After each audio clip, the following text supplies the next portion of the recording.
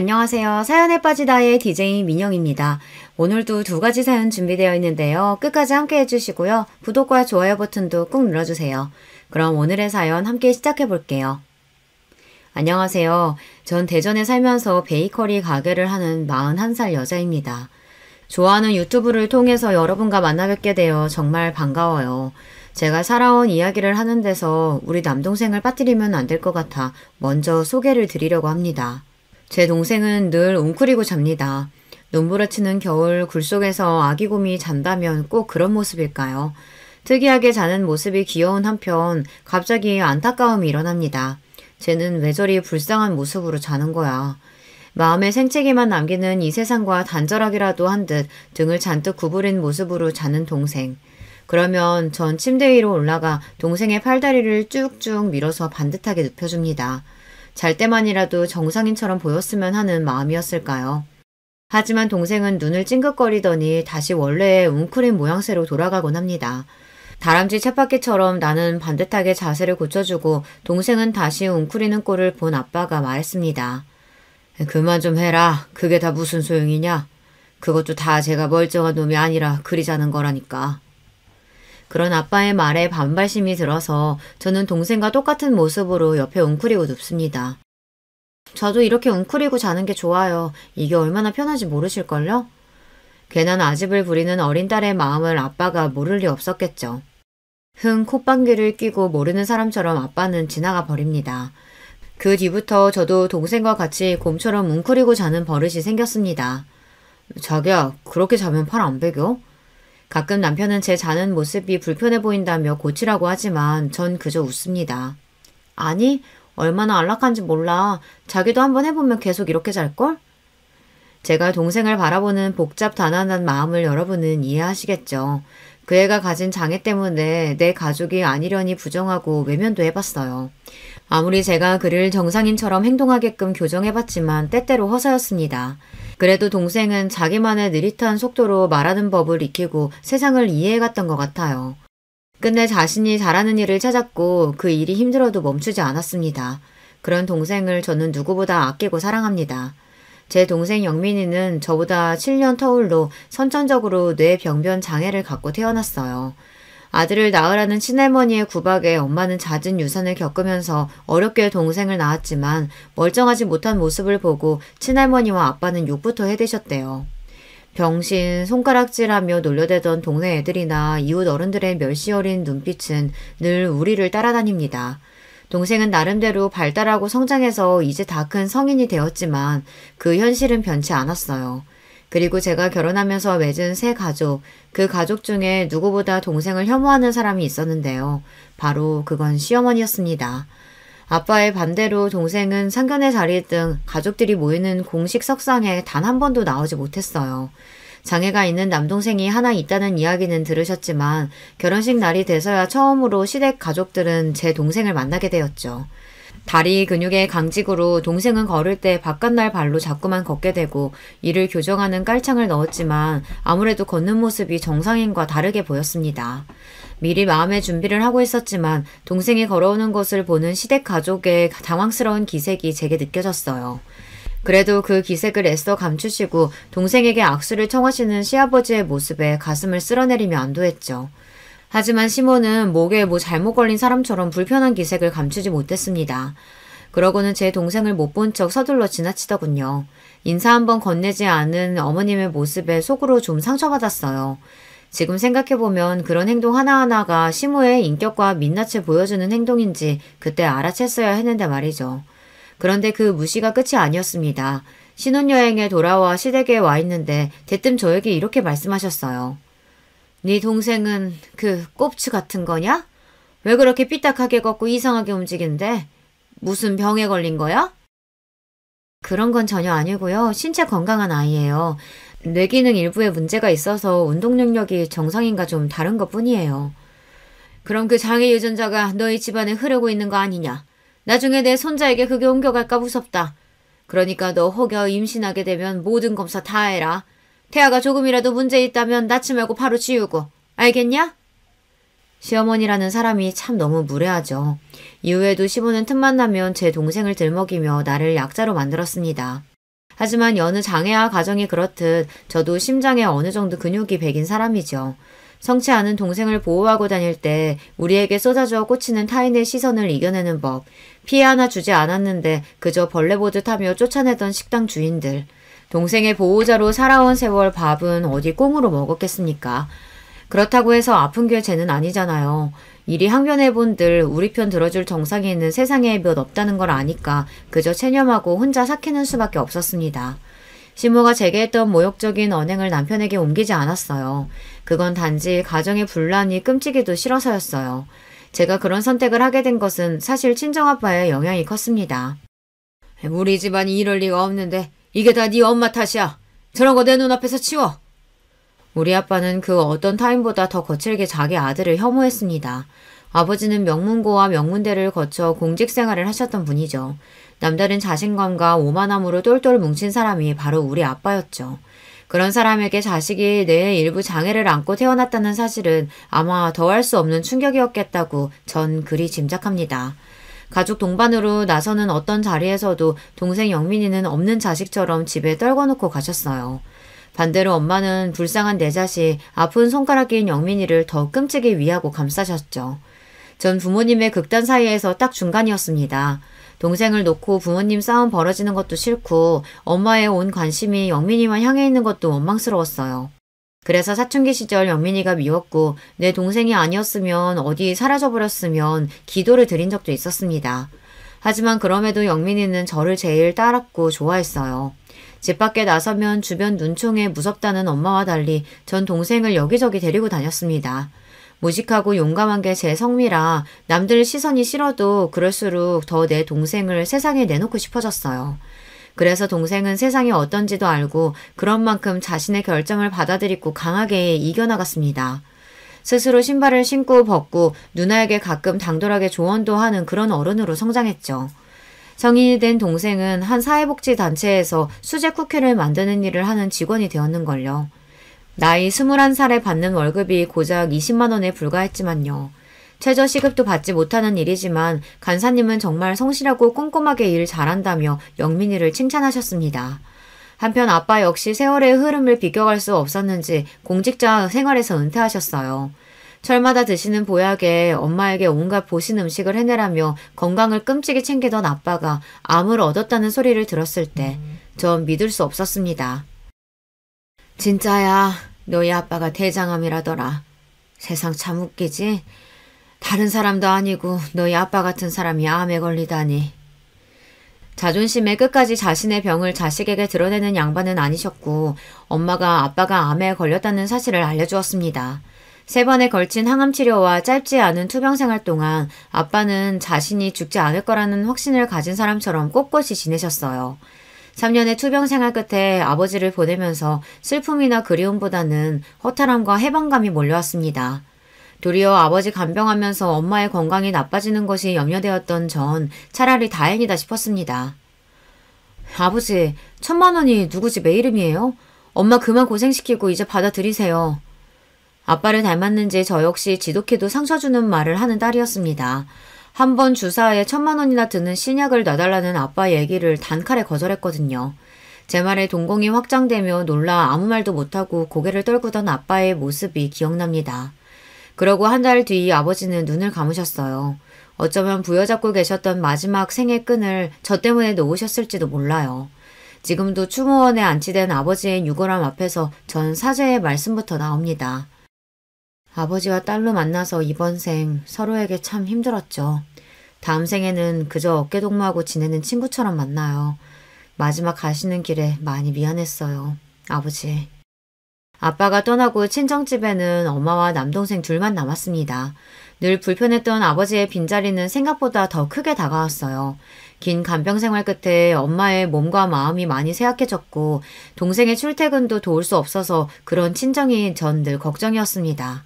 그러던 시기에 제 회사 생활도 순환의 연속이었습니다. 2년째 승진에 누락된 것도 모자라 제 위로 3살 어린 팀장이 부임했으니까요. 회사에서 이렇게 꼬인 직급은 결국 너 나가라는 말을 하고 싶은 것입니다. 어느 정도 예상하지 못했던 사태는 아니에요. 남자 동기들에게 수월한 승진도 여자인 저에게는 뚫어내야만 하는 유리천장이고 애 키우는 유부녀에게 직장은 결코 만만치 않은 냉혹한 곳이니까요. 스스로에게 또 함께 일하는 동료들에게도 저 인정받는 일꾼이었습니다. 회사에서 박 과장님한테 이럴 순 없어요. 지난해 신제품 개발도 과장님 공이 지대했다는 걸 회사에서 모르는 사람 있나요? 그런데도 매번 승진 누락이라니. 게다가 외부에서 영입했다는 그 팀장은 벌써 과장님 눌러 죽이기로 작정한 것 같던데요. 애 딸린 아줌마는 이제 그만 집에서 쉬어도 되지 않나. 조롱에 가까운 말로 새 팀장은 저를 찍어 누르며 전 하루하루 버티는 마음으로 출퇴근을 하고 있었습니다. 엄마, 나 공부랑 안 맞는 거 아시잖아요. 그런데 왜 꼭 공부를 해야 돼요? 그래야 좋은 대학도 가고 좋은 직장에 들어가지. 좋은 직장에 가면? 아니, 어떤 직장이 좋은 데인데? 엄마처럼 대기업만 좋은 직장인 거야? 딸의 질문에 저는 벙어리가 되고 말았습니다. 칭찬에 인색한 친정아빠도 대기업에 입사할 때 처음 저에게 악수를 청하셨습니다. 대기업에 들어갈 정도는 되니 이제 인간적으로 대우해준다는 듯이 말이죠. 취업 소식에 연봉은 1억이나 되냐며 묻던 친구들과 친척들의 부러움과 질시 어린 눈빛을 기억합니다. 하지만 지금 제 신세는 어떤가요? 인간적 멸시, 내 성취에 대한 철저한 무시가 회사의 답이었어요. 대기업에서도 집안 좋은 자제는 더 치고 나가는 법이고요. 여자면 더 불리하고요. 거기에 결혼까지 해서 애까지 딸려있다. 그럼 더러운 꼴 보기 전에 제 발로 알아서 나가라는 무언의 압박이 가득한 곳입니다. 내 평생을 바쳐 겨우 얻은 대기업 박과장이라는 명함을 버리기로 결심했습니다. 그렇지만 차마 남편에게 말이 떨어지지가 않아서 제 뜻대로 사표를 쓰고 나와 출근하는 척 며칠을 나왔어요. 그러기를 2주 정도 흘렀을까요? 여보, 나 출근할게. 오늘은 가지 말고 나랑 매운탕이나 먹고 오자. 응? 갑자기?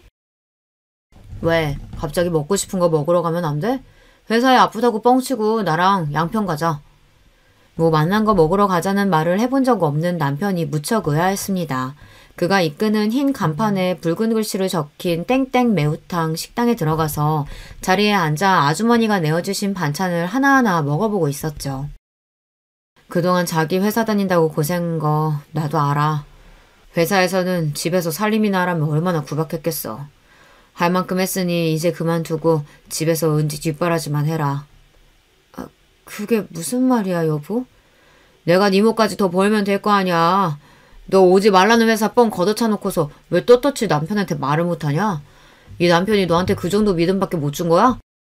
남편 말에 서러움을 끄끄 참으며 눈물인지 콩나물인지 모를 것을 씹어대고 있었습니다.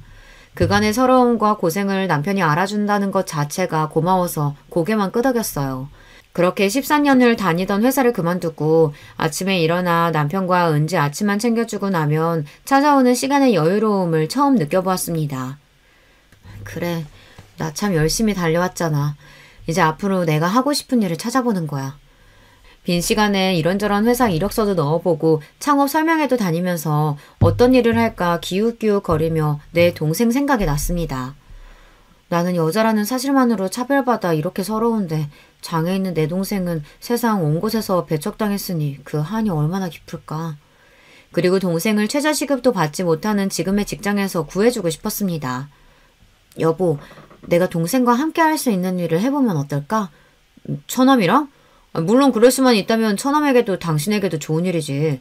근데 그런 일이 있겠나? 동생이 다니던 회사에서 쿠키를 잘 굽는다는 칭찬이 자자했습니다. 또 은지가 어릴 때 휴일날 함께 베이킹했던 기억이 저에게는 달콤하게 남아있거든요. 그런 생각을 하다 보니 모든 상황은 저를 이렇게 빵가게 사장으로 이끌었어요.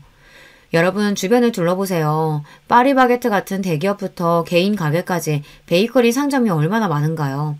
레드오션 중에 레드오션이지만 전 용감하게 그 속으로 뛰어들어 보았습니다. 느리지만 정성스럽게 굽는 빵이라는 간판을 걸고 우리 남매의 가게를 열었어요. 당연히 처음에는 적자의 연속이었죠. 정말 어떤 날은 가게에 딱 한 분 손님만 오셔서 제가 남은 빵 여러 개를 덤으로 더 드렸던 기억도 있네요. 그 좋은 회사 걷어차고 한다는 게 고작 빵 쪼가리 파는 데라니. 기가 찬다 참. 그것도 네 장에 걸린 동생 데리고 가게가 아주 잘도 돌아가겠다. 어? 그러게 왜 그 좋은 데를 네 발로 차고 나오냐 나오길. 오늘 나온 빵 어머님이 다 사주실 것 아니면 동생, 아니 우리 직원에 대해 그렇게 말씀하지 마세요. 환영의 인사로 출근해야 할 개업식 날 찾아온 시몬은 이렇게 말로 초를 치기 시작했습니다. 시몬은 떠나는 순간까지 저에게 괜히 가게나 해서 집안 재산 들여먹는 거 아니냐, 동생은 내보내라는 등 잔소리 넘는 간섭으로 아주 기운을 빼놓으셨죠. 시모가 가시고 속상한 마음에 맥주 한 캔을 들이키는 저에게 남편은 미안하다는 듯한 한마디를 건네더군요. 오늘 엄마 말씀 많이 서운했지? 그런데 너무 미워하지 마라. 다 자식 걱정에 그러시는 거 아니겠어? 그러면서 남편은 통장과 도장을 제 앞에 내놓았어요. 안 그래도 가게 차리면서 은행에 진 빚은 있지 빵은 잘 안 팔리지. 돈 걱정이 많았던 제 마음을 남편이 알아준 겁니다. 그 돈은 바로 자기 용돈을 모아놓은 적금 통장이었어요. 통장에는 92개월간 모아온 1,470만 원이라는 숫자가 적혀 있었어요. 자기 한 달 용돈이 얼마나 된다고 그걸 떼서 이렇게나 많이 모았어? 놀란 마음을 감추고 이렇게 퉁명스레 얘기했지만 사실 속으로 떨렸습니다. 왠지 대학교 때 등록금 하려고 모아놨는데 저것이나 하는 거 보니 대학이나 갈까 모르겠다. 처남은 나한테 아들과 마찬가지라고. 그러니 처남 등록금이라고 생각하고 내가 도울 거 있으면 또 말해. 이러니 내가 시몬은 싫어도 남편만 보며 어찌어찌 결혼 생활을 이어갔던 것 같아요. 많은 우려 속에 연 베이커리 가게는 저와 우리 친정 가족의 희망 그 자체였습니다. 동생은 빵을 구울 때 세상에서 가장 행복해 보였어요. 물론 보통의 사람보다야 많은 시간을 들여야 하죠. 하지만 정성스럽게 굽는 만큼 빵의 결은 더욱 보드랍고 쿠키의 버터 냄새는 더욱 고소합니다. 이 향과 맛은 오시는 단골 손님들이 더 기가 막히게 알아채세요. 사장님, 오늘 쿠키는 사장님이 구우셨죠? 우리 배우님이 구운 것과는 향 자체가 다르다고요. 맞죠? 맞죠? 어머, 귀신이네. 우리 배우군은 어제 손을 좀 다쳐서 오늘은 부득이 제가 구웠으니 양해해 주세요. 어머머, 우리 배우님 많이 다치셨나요? 도리어 손님 중에 이렇게 동생이 만든 빵을 선호하고 또 가게에서 안 보이면 걱정하는 분들이 늘어났답니다. 제 동생이 제일 좋아하는 동물은 곰, 그래서 가게에서 닉네임이 베어라는 명찰을 달고 있어요. 가게에 오시는 손님들은 동생을 베어님이라고 부르죠. 부분들에게 베어는 더 이상 내병변 장애인이 아니라 맛있는 베이커리를 굽는 파티셰입니다. 내 동생은 지금 최고로 행복하다면서 자기 일에 자부심을 갖고 누구보다 성실하게 일하고 있어요. 사람의 애정과 노력은 배신하지 않는 법이죠.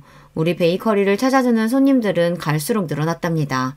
어떤 날은 가게 문을 닫는 9시가 되기 한참 전에 모든 빵이 다 팔리기도 해요. 어머, 퇴근하고 바로 뛰어오는데 벌써 솔드아웃이에요? 참, 오늘 하루가 고돼서 여기 빵 너무 먹고 싶었는데.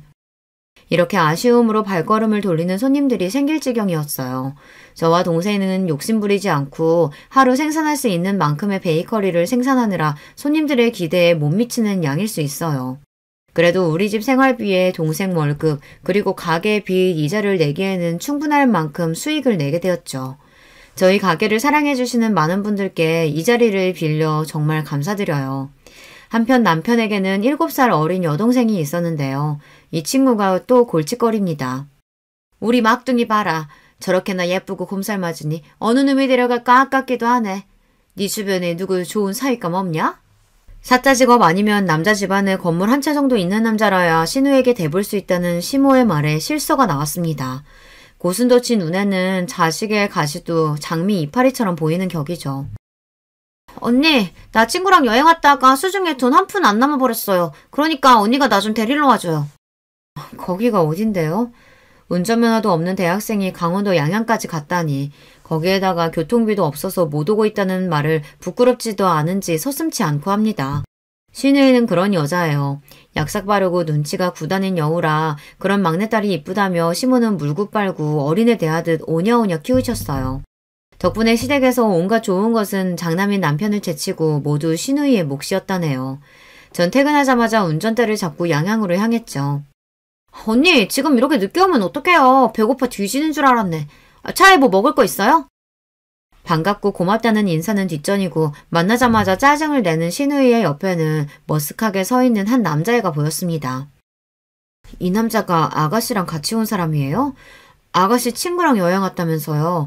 남자친구랑 외박까지 한 거 어머님이랑 오빠가 알면 경을 칠 텐데. 그러니까 내가 언니한테만 연락을 했죠.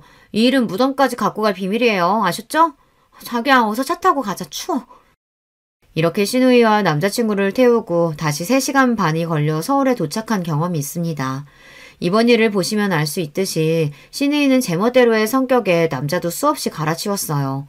고등학교 때 사귀다가 같이 가출해서 일주일 함께 살다 온 30살짜리 남자부터 시작해서 성인이 된 이후에는 남자친구가 매번 변하는 통에 몇 명인지 셀 수도 없었죠. 촌스럽게. 걘 그냥 잠깐 만나는 애일 뿐이고 무슨 남자친구라고 잔소리해요. 아가씨는 그냥 만나는 남자랑 손도 잡고 외박도 하나 봐요. 내가 인기가 좋아서 오는 남자 뭐 어떻게 막으라고.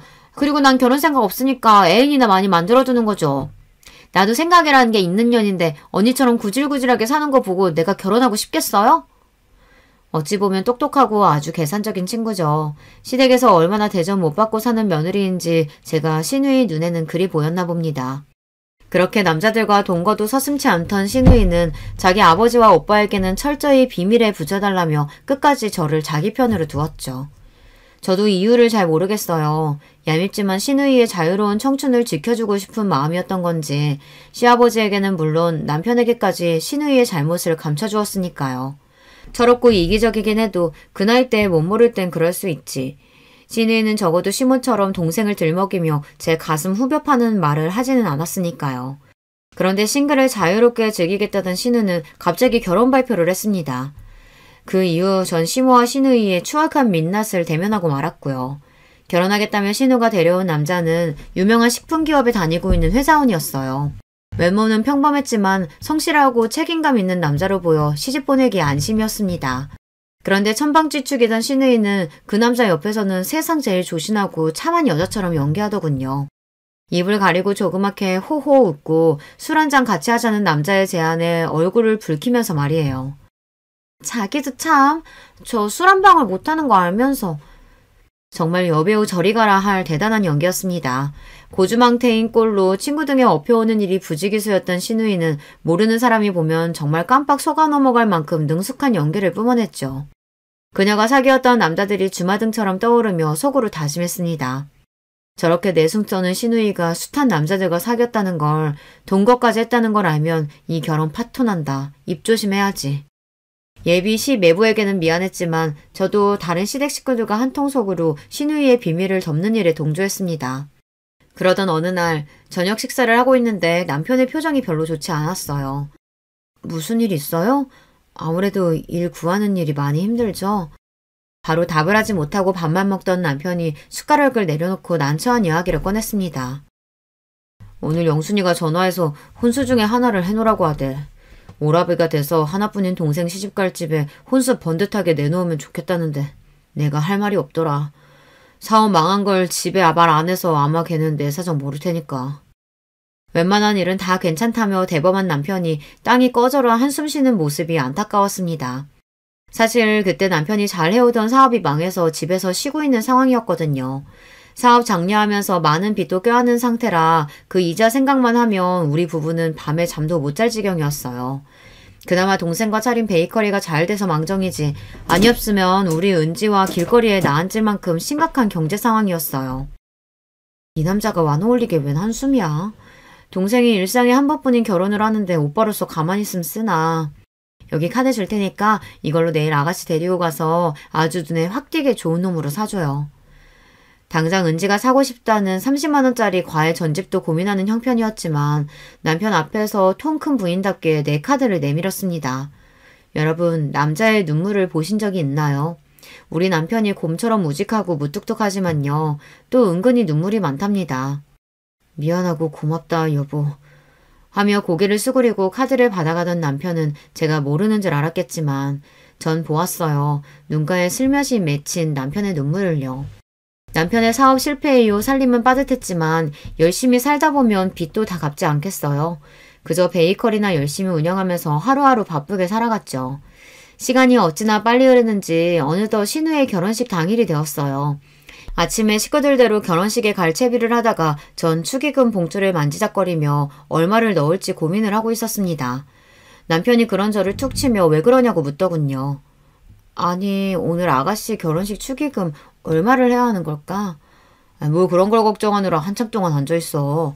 300만 원이나 하는 비싼 TV도 사줬는데 뭘 굳이 축의금까지 줘야 해? 그래도 어떻게 빈손으로 가.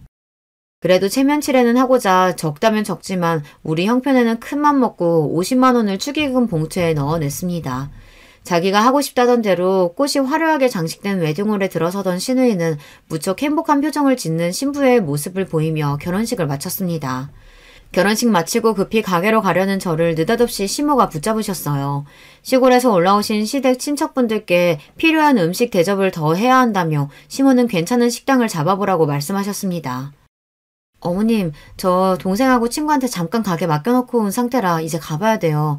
괜찮으시면 어머님 댁에서 하시고 필요한 음식 있으시면 배달 보내드릴게요. 얘가 지금 무슨 가게를 간다는 거야? 그 꼽추 같은 애가 어떻게 가게를 본다고? 걔한테 맡기고 왔다는 구라치면 내가 믿을 줄 아니? 그깟 몇 푼 벌자고 시댁 어르신들 대접을 맏며느리가 되어가지고 못하겠다. 꼽추라니 지금 제 동생을 그렇게 말씀하신 거예요? 사지 멀쩡하고요. 뇌에 조금 장애가 있는 것뿐이지 멀쩡히 제 할 일 잘하는 애라고 몇 번이나 말씀드립니까? 처음으로 저는 시어머니에게 정색하며 언성을 높였습니다. 그러자 결혼식장에 계신 몇몇 분의 눈길이 우리에게 향했고 제가 뭐라고 더 시모에게 이야기하려는 순간 남편이 가로막았습니다. 어머니, 좋은 날 왜 그러세요? 이 사람 말 틀린 거 없습니다. 처남이랑 친구에게 가게 맡겨놔서 이 사람 지금 많이 걱정될 거예요. 그냥 보내주시고 저랑 같이 얘기하세요. 네? 자기야, 이제 얼른 가게 가봐. 남편은 저에게 눈을 찡긋하고 시모를 말렸어요. 뭐라도 저한테 화내려다가 손님들 눈치에 겨우 참는 시모를 뒤로하고 전 급히 결혼식장을 빠져나왔습니다. 뛰다시피 가게에 가보니 역시나 동생은 손님 응대에 어쩔 줄 모르는 상황에 놓여 있었습니다. 바로 내 앞에서 무화과시 콘 딱 떨어졌다고 하시면 어떡해요. 그럼 아까부터 그렇다고 얘기해야지. 그랬으면 바쁜 내가 지금까지 안 기다렸지. 많이 늘었다지만 아직 동생에게 이런 손님들, 특히 가게에 와서 과한 서비스를 요구하는 진상 손님을 매끄럽게 대하는 일은 무척 어려웠을 거예요. 손님, 저희 간판 보셨나요? 내가 그런 것까지 봐야 돼요? 친구가 맛있다고 알려줘서 그냥 와봤는데 직원은 말도 제대로 못하고 가게 인테리어나 서비스나 뭐 이렇게 구질구질해. 지금 말하는 당신이 사장인가 보죠? 네, 제가 사장입니다. 제 가게니까 제 마음대로 손님 가려받을 수 있죠. 이 친구는 어릴 적 뇌병변으로 의사소통이 다소 서툽니다. 그래도 베이킹 솜씨는 기가 막혀서 이렇게 오후 4시가 되기도 전에 인기 제품은 동이 나곤 하죠. 맛도 잘 알고 인격도 갖춘 손님이 저희 가게 와주셨으면 좋겠으니 손님은 더 화려하고 좋은 다른 가게 가시는 게 어울리겠네요. 내 동생에게 삿대질을 하려던 그 진산 손님, 멱살이라도 잡아채서 내보내고 싶었지만 화를 꾹꾹 누르고 최대한 정중하게 손님에게 가시라고 했습니다. 있는 대로 콧방귀를 끼워가며 기분 나쁜 티 팍팍 내고서 그 진상은 나가버렸고요. 영민아, 저 손님이 너한테 화내고 따져서 많이 두려웠었지? 그 손님은 다시 오지 않아. 이제 다 괜찮아. 불안한 마음이 되자 영민이가 예전에 가지고 있던 틱 현상이 다시 도졌어요. 손가락을 잔뜩 구부리고 고개를 까딱거리던 동생은 우는 얼굴이 되어 제 품에 안겼습니다. 저는 그런 동생을 토닥이며 괜찮다 달래주었죠. 친구가 화장실에 간다며 자리를 비운 10분 사이에 이런 일을 당했다는데 그보다는 제가 더 일찍 와서 옆에 있어야 했다는 죄책감으로 미안한 마음뿐이었어요. 이렇게 시누이의 결혼식 날은 저에게 여러모로 힘들었던 날로 기억됩니다. 그런데요, 이 일들은 곧 닥쳐올 시련의 예고편에 불과했습니다. 이튿날 시모가 우리 가게에 찾아와서는 한바탕 뒤집어 놓고 갔거든요. 내가 말하고 있는데도 무시하면서 시어른들 나 몰라라 하고선 너 그날 잘도 도망치더라? 그래서 그 대단한 신가게가 얼마나 잘 됐는지 내 눈으로 구경을 왔다. 뭐 손님이 그리 많지도 않구만. 가게 안에는 손님이 몇 분 계셨는데도 아랑곳하지 않고 시어머니는 이렇게 대놓고 역정부터 내셨습니다. 어머님, 손님도 계신데 언성을 좀. 영민아, 여기 이 손님 갖고 오신 빵 계산해 드릴 수 있지? 네, 사장님. 씩씩하게 대답하던 동생은 천천히 그렇지만 온 신경을 집중해서 손님 빵을 하나하나 계산해드리고 있었습니다. 그 모습을 물끄러미 바라보시던 시모는 저에게 그러셨어요. 가만 보면 너도 어디 하나가 모자란 것도 같다. 네 동생이 빵이야 굽는다 쳐도 구태여 손님들한테 보이는 게 창피하지도 않니? 내가 손님이면 빵 사러 왔다가 어이쿠야 하고 놀라서 나가버리겠다. 지금 하신 말씀 취소하세요. 영업장에 와서까지 제 동생 모욕하시면 저 가만히 안 있습니다. 그때 제 눈앞에 번쩍하고 성광이 보였습니다. 화가 난 시모가 제 뺨을 한 대 올려버린 것이었죠. 이 건방진 년이 지난번 일도 그렇고 오늘 또 뭐라고 짓거리는 게야? 말이 나와서 말인데 결혼식 축의금도 고정 50만 원 했더라? 하나뿐인 시누이다 이년아. 네가 그러고도 가족이야? 네 동생만 그렇게 챙기고 살 거면 차라리 내 아들하고 이혼이나 해. 시모의 말에 너무 기가 막혀서 금세 대답이 나오지 못하고 잠시 어버버했어요. 그때 그 광경을 지켜보시던 단골 손님이 저 대신 나서주셨습니다. 어르신, 제가 나설 입장은 아니지만 우리 배우님은 이 가게에 없어서는 안 될 분이에요. 어서 우리 사장님과 배우님에게 사과해 주셔야겠는데요. 아니면 영업 방해와 폭력으로 경찰에 신고하겠어요. 이 여자는 또 뭐야? 당신이 뭔데 내 아들 가게에서 이래라 저래라. 그만! 제발 어머님은 빠지시라고요. 전 더 이상 참지 못하고 시모에게 내지르고 말았습니다. 당신하고 다시 얼굴 볼 일 없게 할 테니 이제 내 가게에서 나가세요. 여긴 나와 내 동생의 가게고 당신 아들은 지금 백수로 놀고 먹고 있으니까 어머님은 아무 권리가 없으니 당장 나가시라고요. 시모는 자기 아들이 백수라는 부분에 놀랐는지 제가 막무가내로 쫓아내서 당황한 건지 모르겠지만 획하니 가게를 나가버렸습니다. 저분 시어머니 맞죠? 참 사장님의 마음고생이 심했겠네요. 시모가 절 때리고 서로 싸우는 광경을 본 데다 제가 서럽게 우니까 동상은 불안해하며 펄짝펄짝 제자리에서 뛰어댔습니다. 그 손님은 동생의 손을 잡아주면서 달래주는 한편 제 편에 서서 이야기를 들어주었고요. 그러네요. 손님이 현명하네요. 나도 이제 저런 시어머니 뻥 차버리려고요. 멀쩡히 서 있을 기력도 없던 저는 남은 빵을 손님에게 다 드리고 일찍 가게 문을 닫았습니다. 동생을 집에 데려다주고 나서 남편에게 곧바로 전화했어요. 그리고 마음속에서 몇 번이나 다짐했던 말을 내뱉었습니다. 나 당신이랑 못 살 것 같아. 나에게는 더없이 좋은 남편이었지만 우리 은지에게서 아빠를 빼앗고 싶지 않았지만 어머님 때문에 결국 난 당신을 떠날 거야. 지금 그분과 같은 하늘 아래 숨쉬고 있다는 것만으로도 미칠 지경이니까 날 놔줘요. 아마 남편은 마른 하늘에 날벼락 맞은 심경이었겠죠. 하지만 그간 시모가 저지른 추악한 일들, 오늘 일까지 남편에게 모두 쏟아내었습니다. 남편은 갑작스러운 이혼 통보를 믿기 힘들어했지만 전 생각할 여유도 주지 않고 바로 짐을 싸서 가출해버렸어요. 여러 번 울려대는 남편의 전화를 차단하고 가게로 찾아오는 남편을 외면하며 전 홀로 설 준비를 하고 있었습니다. 그렇게 매일 울며 지내던 어느 날 가게로 시누이가 찾아왔어요. 내가 그리 친동생처럼 살뜰히 챙겨주었지만 정작 그 애는 내 동생 보기가 껄끄럽다며 우리 가게를 방문한 것은 이번이 처음이었죠.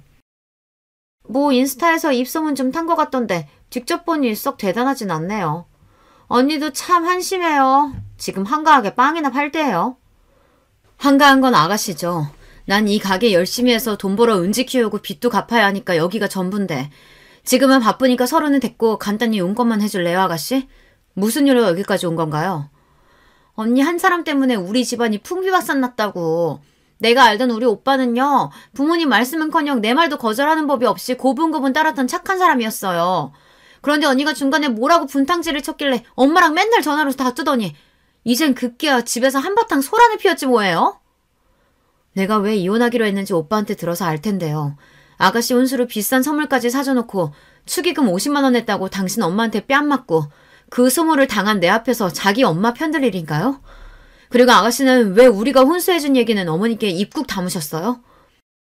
그건 엄마한테 혼수비 받아서 그걸로 갖고 있던 카드비 갚느라 그래요. 아, 뭐 다 갚은 덕도 아니에요. 300만 원 가지고 고작. 고작? 우리 은지 학원비 내는 것도 빠듯한 형편이에요, 지금. 당신 오빠 백수 된 지 오래라 나 혼자 아등바등 벌어 살면서도 불평 한 번 하지 않았고 혼수로 300만 원 쓴 게 우리한테 얼마나 큰일이었는지 알기나 해요? 세연이가 뭐나 된다고 이런데. 오빠 잠깐 힘들 때 생활비 좀 버는 거? 아, 지금 그거 가지고 유세하는 거였어요? 저런 삐리삐리한 동생 데리고 하는 이딴 가게 하나 갖고 거만 떠는지 몰라도 당장 이혼 취소하고 우리 엄마한테 사과부터 드리세요.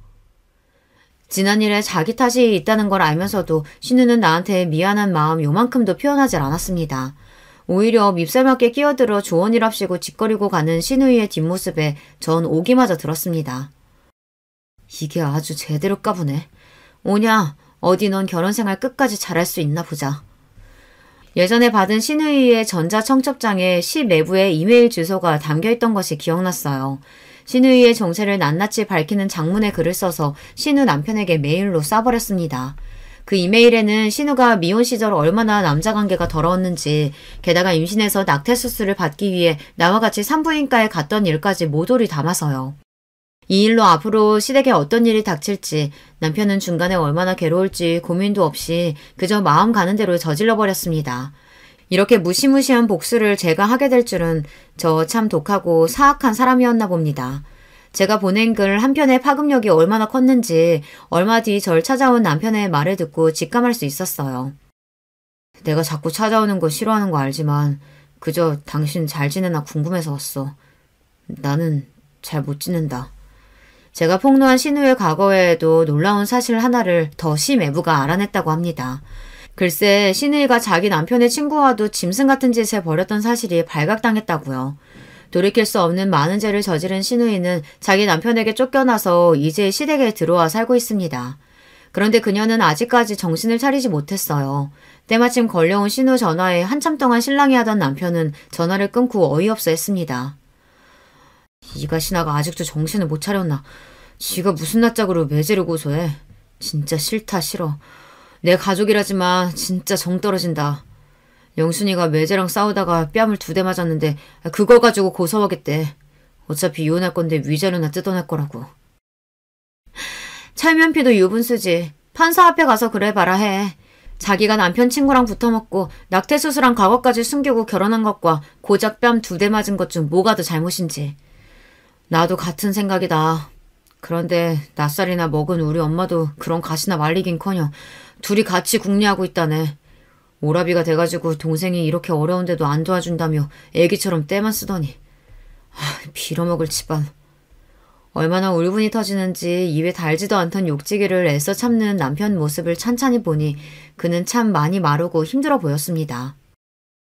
아무리 마음 불편해도 밥은 잘 챙겨 먹고 다녀야지. 나랑 떨어진 지 며칠이나 됐다고 그새 그렇게 말랐어. 남편은 제 앞으로 조용히 다가와 제 손을 꼭 잡고 허리를 굽혀 흐느끼듯 말했습니다. 야, 나 너 없이는 못 산다. 차라리 우리 집하고 연 끊을게. 엄마랑 동생한테 너 그런 일 다시는 안 당하게 할 테니까 도로 다 받아주면 안 되겠어? 진심 어린 남편의 말에 저도 울컥해서 눈물 한 줄기가 뺨을 스치고 지나갔습니다. 그때 웅크리고 빵 제조실에 있던 동생이 뛰쳐나와 내 손을 남편 손에 억지로 얹혀주며 말했습니다. 나는 우리 형 좋아. 누나야, 은지 조카도 엄마 아빠 헤어지는 거 싫다고 나한테 울더라. 형 용서해줘. 우리 누나는 천사잖아. 내 동생까지 이렇게 거들고 나서자 그만 전 눈물을 왈칵 쏟아내고 말았습니다. 사실은 저도 남편을 사랑하는 마음이 변치 않았기에 이별이 힘들었거든요. 결국 전 남편에게 돌아가기로 했습니다. 다만 남편의 말대로 시댁과 인연을 끊겠다는 조건을 달고서 말이죠. 제 믿음대로 그는 자기의 핏줄과 남남처럼 지내고 살았습니다.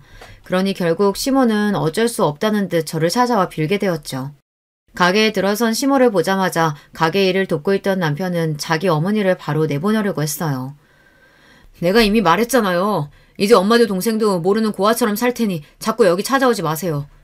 낯선 아들의 모습에 서러웠던지 시몬은 통 안에 눈물을 흘리며 제게 인간적인 모습을 보이고 말았습니다. 네가 처음 시집 왔을 때부터 미웠던 건 아니었다. 그런데 내 평생을 바쳐 키워낸 아들이 갈수록 너만 싸고 도니까 꼭지가 돌기 시작했어. 늙은 시애비의 꼴사나운 질투라고 생각해도 좋다. 나에겐 하늘이 무너진 것처럼 충격이었으니까. 그리고 이어진 시모의 한마디에 이젠 제가 꼭지가 돌 것 같았습니다. 게다가 또 충격은 내 아들이 불구 같은 네 동생을 우리 가족보다 더 챙기고 정을 쏟는 모습이었어. 말 함부로 하지 마세요. 제 동생 보고 꼽추라하더니 어떻게 이젠 불구라고까지 하세요? 그건 내가 못 배워서 저 동생한테 뭐라고 해야 할지 잘 몰라서 그래. 어쨌든 장애인 네 동생을 꽁꽁 숨기고 나에게서 감췄어야 했다. 네 동생을 보면 옛날 우리 집 살던 고모가 떠올라서 미치겠어. 넌 저런 동생이 뭐 떳떳하다고 시부모나 모르는 사람들 앞에서 데리고 다니는 거냐? 내 가족인데 그럼 내가 몰라라 하고 내쳐야 해요? 내 동생은요, 저보다 빵 잘 굽고 저보다 더 행복하게 사는 방법을 아는 애예요. 겉보기에 멀쩡하면서 가족들한테 상처 주고 실수하는 저나 어머님 그 누구에게도 뒤지지 않을 그럴 사람이라고요. 제 말을 듣던 시모는 잠시 말을 멈추고 뭔가 떠오르듯 말하기 힘들어하다 담담히 고백하듯 옛 이야기를 들려주었습니다. 나보다 10살쯤 많은 고모가 있었어. 어릴 적 냇가에서 놀다가 휩쓸려 척추를 다쳐서 새우처럼 등이 굽었던 우리 고모는 꼽치였지. 병신이 된 고모는 늘 어두운 방에서 꼭꼭 숨어 살아야 했어. 그래도 조카라고 나한테 고무줄이나 사방치기도 가르쳐주며 나랑 놀아주었지. 우리 고모가 등만 굽었지 얼굴도 하얗고 말은 얼마나 재밌게 하는지 참 좋아했는데. 그런 고모가 있으셨는데 왜 그리 제 동생을 눈엣 가시처럼 여기셨어요? 내가 학교 갈 무렵이 되자 동네 애들이 놀렸다. 꼽추가 집에 산다고, 나한테 꼽추 냄새까지 난다고. 그때부터 난 고모를 멀리하기 시작했지.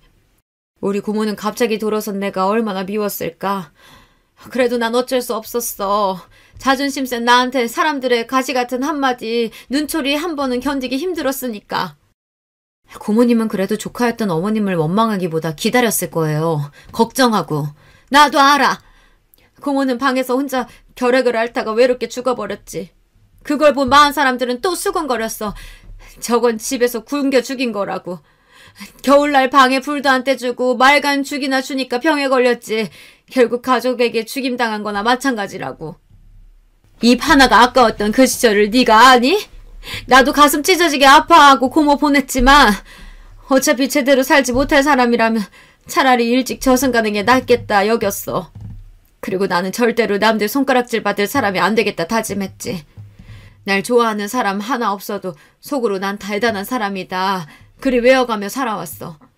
그런데 너희 남매는 어떻게 왜 그리 당당할 수 있는 거냐? 네 동생은 누구보다 챙기면서 우리 영순이 축의금은 꼴랑 50만 원 하는 걸 보고 내가 그만 눈이 뒤집히고 말았던 거야. 시모는 거만한 가면을 내려놓고 솔직하게 부끄러운 과거까지 모두 얘기하셨습니다. 그 말씀을 들으니 왜 그리 제 동생과 저에게 모질게 대하셨는지 조금 이해가 가기도 했어요. 하지만 사람이 곁에 있을 때 잘해야 한다고 그 말씀 한 번으로 시모와 벌어진 사이를 단숨에 붙이기란 어려웠습니다. 그리고 남편 역시 저와 같은 생각이었고요.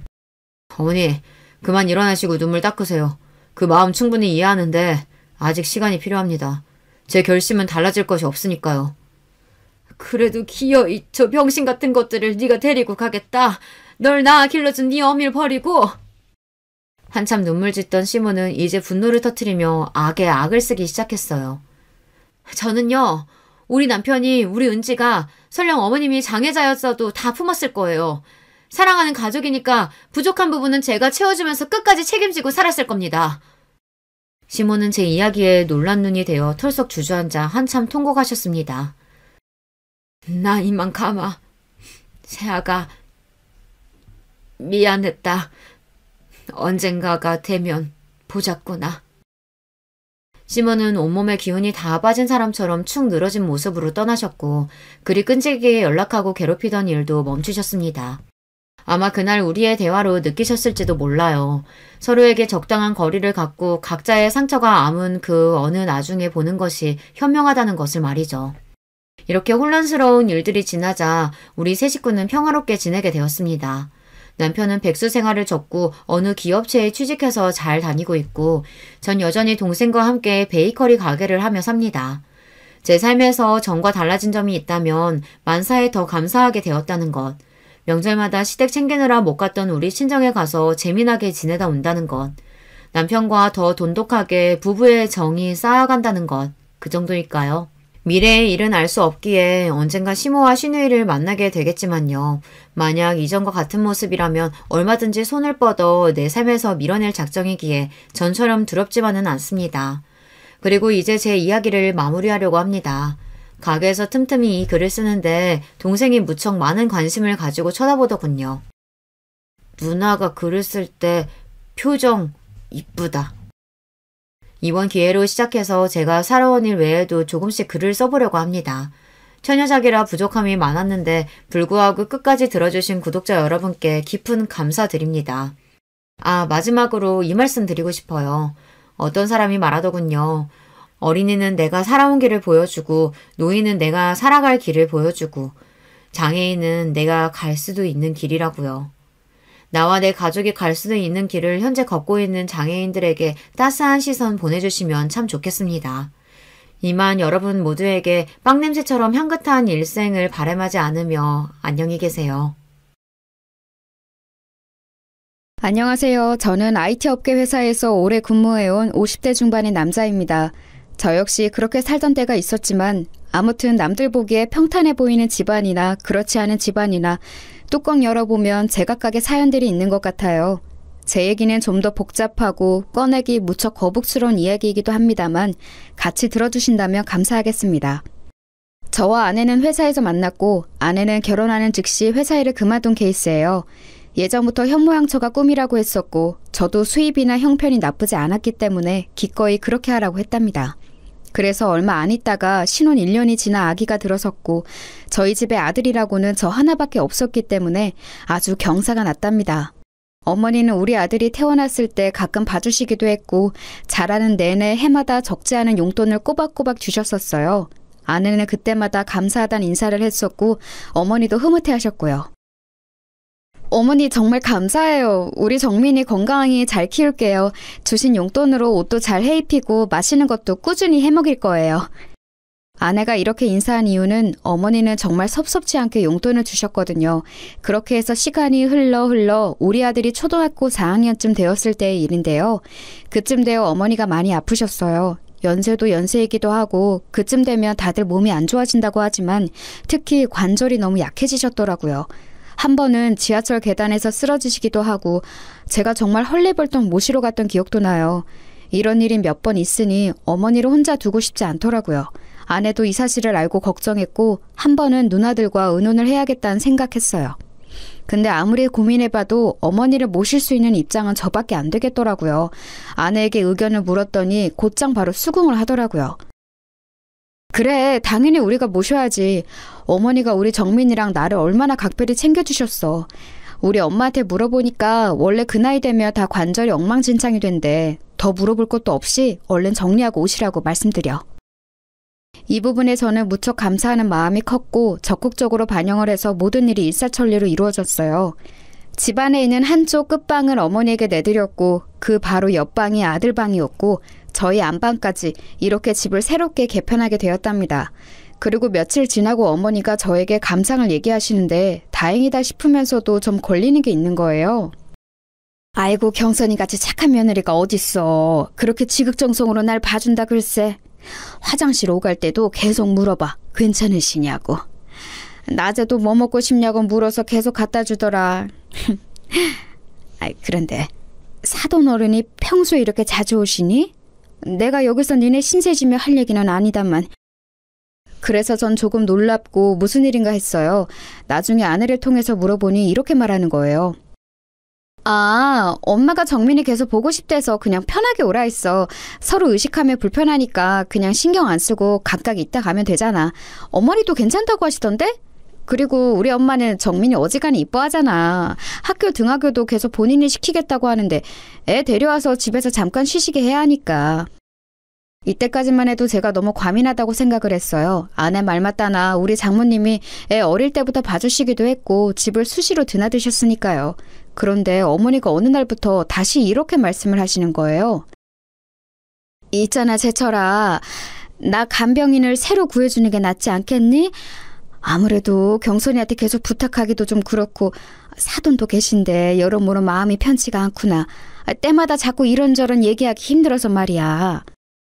어머니 말씀을 들어보니 뭔가 제가 모르는 상황이 있을 것 같아서 신경이 쓰였어요. 아내에게 이 말을 했더니 손사래를 치며 그러지 말라는 거예요. 아우 어머 무슨 간병인을 써. 너무 생돈 나가게 하는 거 아니야? 내가 충분히 잘 모실 수 있어. 걱정하지 말고 나한테 맡기라니까. 그럴 돈을 차라리 나한테 반만 줘. 나도 어머니 모시고 어떻게 해야 할지 애매했었어. 병원도 그렇고 좀 더 시간 내볼 테니까 돈 엄한데 쓰지 말고 나한테 반 주고 나도 지금 하는 알바 정리하고 어머니한테 집중할게.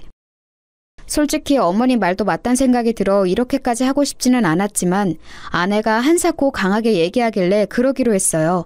오전에 지인 아는 식당 알바 도와주고 왔다 갔다 하니 가끔 덩그러니 어머니랑 장모님만 계실 때도 있었나 보더라고요. 이렇게 말하니 어머니도 그냥 알겠다 하시기에 이후로는 상황이 잘 지나간 듯 했었어요. 왜냐하면 아내는 어머니 모시고 마트도 가고 병원도 다녀오고 어디 다녀왔다고 저에게 종종 연락도 잘해주더라고요. 어머니도 이때 만족해 하셨고요. 아휴, 어째 나 혼자 있을 때보다 경선이랑 있으면 더 잘 다니는 것 같아. 애가 챙겨주니 고맙기도 하고. 차라리 그 알바비인지 뭔지 경선이한테 얼마 주고 부탁하는 게 훨씬 낫구나. 처음에는 좀 어색했는데 말이야. 그래서 마음을 놓고 있었지만 어느 순간부터 어머니 표정이 점점 어두워지시고 말수도 줄어드시더라고요. 제가 약간 걱정을 하고 있으려니 아내가 그 부분에 대해 설명을 해주었어요. 근데 이 말이 전 슬쩍 기분이 나빴지 뭐예요? 어머니 요즘 기력이 없으신 것 같아. 나랑 있을 때도 저러셔. 엄마 말로는 아마 이제 몸도 망가질 대로 다 망가지고 회복이 까마득하니 마음도 처지는 걸 거라고 하더라고. 어머니 몸이 그렇게까지 안 좋으신 건 아닌데 다리랑 허리를 제대로 못 쓰시는 거지 많이 엉망이 된 건 아니야. 에이, 뭘 또 그걸 따지고 있어. 그냥 그렇다는 얘기지. 아무튼 어머니 컨디션은 그러실만 하다는 거야. 너무 예민하게 듣지 마. 아내는 이렇게 말을 하고 넘어가길래 제가 볼 땐 저보다 더 어머니랑 오래 있으니 훨씬 더 정확할 거라고 생각을 했어요. 그래봤자 평생을 저와 함께했던 어머니인데 왜 그 기간 모셔준 아내의 의견을 더 의지했던 걸까요? 이후로 어머니는 좀 확연하게 달라지셨답니다. 어머니, 전에 나물 한번 무쳐본다고 하지 않았어요? 주말에 한번 해보실래요? 나물? 글쎄, 내가 그랬나? 한번 해볼까? 에이, 참 당신도 어머니 그런 거 하기 힘드셔. 하나부터 열까지 손이 얼마나 많이 가는데 내가 알아서 할 테니까 그냥 둬. 이렇게 아내가 공연히 옆에서 말을 자르고 어머니 표정이 어두워지시는 걸 보니 기분이 좀 안 좋았어요. 그리고 갑자기 어머니는 저한테 누나의 안부를 물으셨어요. 서울에 사는 작은 누나 말이에요. 제철아, 제희 많이 바쁘대냐? 거기 좀 가보고 싶구나. 안 그래도 저 역시 누나랑 얘기할 게 좀 있었던 거로 그날 저녁 통화를 했고 곧장 모셔갔답니다. 나야 엄마 잠깐 왔다 가는 건 상관없지. 근데 엄마가 기력이 없다고? 왜? 일단 내가 엄마 모시고 갈게. 어디 많이 아픈가? 이렇게 누나가 엄마를 모시고 갔는데 며칠 뒤 다시 데려다 주면서 이런 말을 하는 거예요.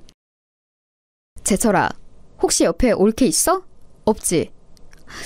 있잖아. 나 좀 고민해 본 게 있는데 있잖아. 엄마랑 올케랑 사이가 좀 어떤 것 같아? 전 전혀 예상하지 못한 말에 약간 가슴이 울렁거렸어요. 이 사람이랑? 왜? 어머니랑 잘 지내는 것 같은데 누나 왜 그런 얘기를 하는 거야? 누나는 이때 숨을 들이쉬더니 잘 들으라면서 작게 말하더라고요. 생각해봐. 너 좀 듣기 거북하겠지만 나는 좀 이해가 안 가서. 보통 시어머니 병원 간다거나 간병인 붙여드린다고 하면 대부분의 며느리들은 그냥 둬. 자기 일거리가 줄어드니까.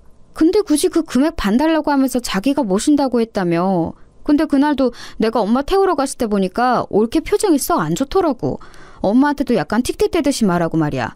내가 있는데도 저러는 걸 보니까 없을 땐 어떨까 잠깐 생각이 들었어.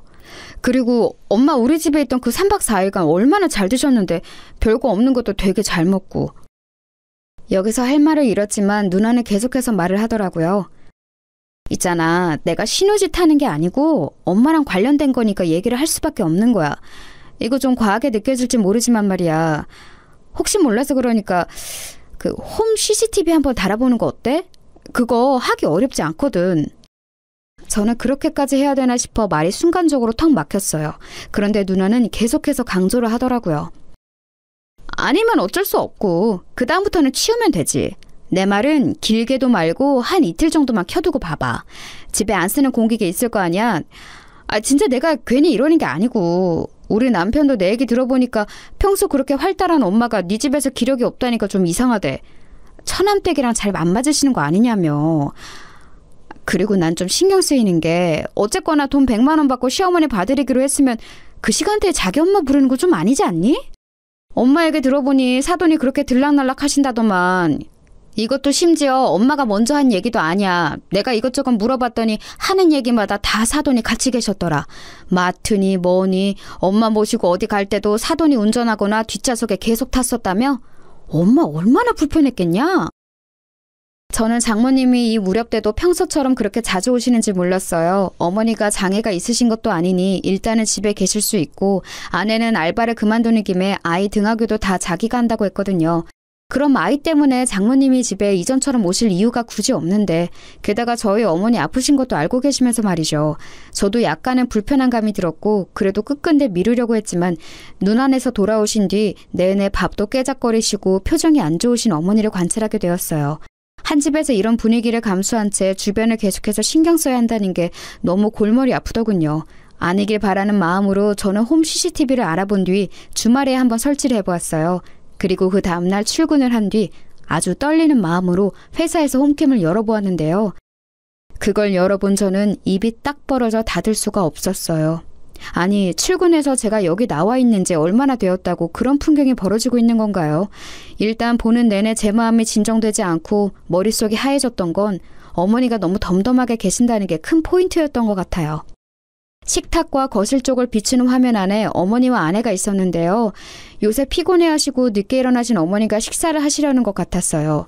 그런 어머니께 밥그릇을 정말 아무렇지 않게 밀어내며 주는 모습에 순간 움찔했어요. 우리 아들이 아무리 지 엄마랑 싸우고 야단을 호되게 맞은 뒤에 밥 먹으러 나왔어도 저런 식으로 볼링공 굴리듯 줘본 적은 없는 아내입니다. 어머니는 그런 반응에 그냥 가만히 앉아서 고개도 움직이지 않고 계시더라고요. 누가 보면 잠들어 있는 줄 알 것 같아요. 계속해서 얼마 안 되는 그릇 몇 개만 쾅쾅 내던지듯이 두고 곧장 장모님이 한 화면에 잡히는 거예요. 장모님이 있는 상황에서 아내는 어머니에게 뭐라 소리 지르는 모습이 보였고 장모님은 그런 광경을 신경도 안 쓰는 듯 보였어요. 이 장면에서 저는 너무 놀라 잠깐 창을 닫았고 더 보고 있기가 힘들더군요. 오후에 켜서 다시 확인했던 내용에 비하면 이건 아무것도 아닌 셈이지만 적어도 제가 평소 생각했던 그림이 전혀 아니었어요. 아내랑 산 게 10년이 넘었고 이렇게 어머니랑 밀착해서 지내본 건 이 근래가 처음이었을 거예요. 늘 사근사근하게 말씀이 많으신 어머니가 우리 집 와서 너무 불편해하시는 게 아닌가, 왜 말수가 줄어드신 건지 조금 이상하긴 했어요. 그런데 대체 이게 뭐냐고요. 더 충격적이었던 건 꿀렁이는 가슴을 안고 제가 오전 11시쯤 다시 확인했을 때였어요. 그 안에 중간중간 확인했을 때에는 어딜 나간 건지 어머니는 방에 계시는 건지 잘 안 보였거든요. 이때는 거실에서 장모님과 어머니, 아내 세 사람 다 잡히길래 숨을 죽이고 다시 봤어요.